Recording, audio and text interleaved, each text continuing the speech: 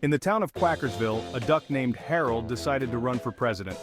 Harold was no ordinary duck. He wore a monocle and a top hat, and his feathers were always impeccably groomed. One morning, he waddled to the town square, cleared his throat, and made his announcement. "I, Harold Q. Duck, am running for president," he quacked.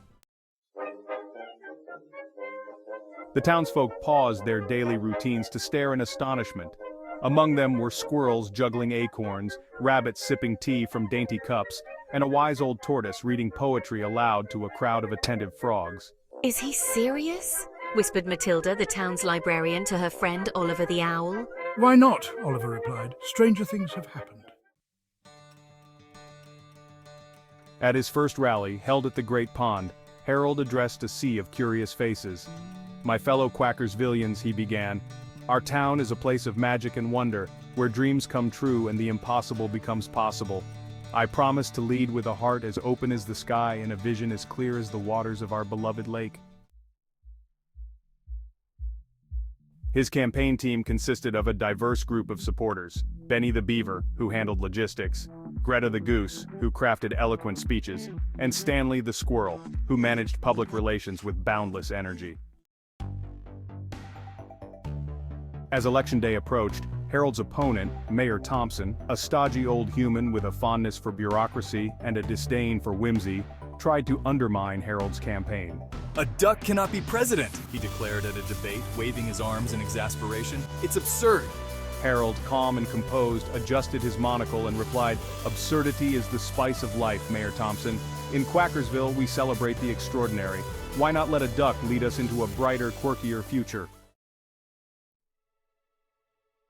On Election Day, the townsfolk lined up at the polling stations, casting their votes with enthusiasm. When the results were announced, the streets erupted in jubilation. Harold had won by a landslide.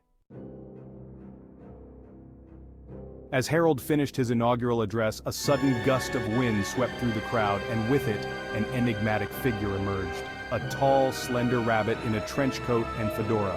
"Harold Q. Duck," the rabbit began. "I come bearing a revelation."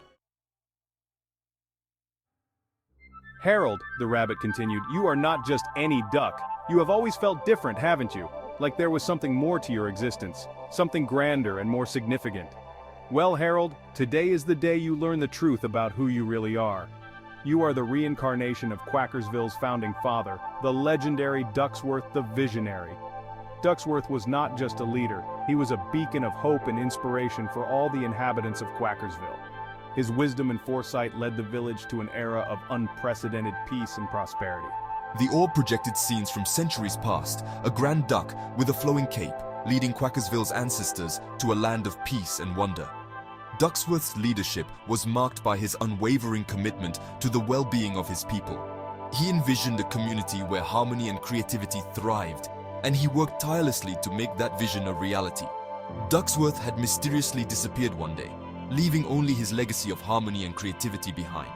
His sudden departure left a void in the hearts of Quackersville's residents, but his teachings and principles continued to guide them. The village flourished, but the memory of Ducksworth's disappearance lingered, a mystery that remained unsolved for generations. Harold stared at the images. He suddenly remembered everything. The memories came flooding back, vivid and clear. He recalled his past life as Ducksworth, the moments of triumph and the challenges he faced. He remembered the vision he had for Quackersville, a vision of a utopian village where every creature lived in harmony and pursued their creative passions. His past life as Ducksworth, his vision for Quackersville, and his journey through time and space to return when the town needed him most. Harold realized that his reincarnation was not a mere coincidence. It was a destiny he was meant to fulfill.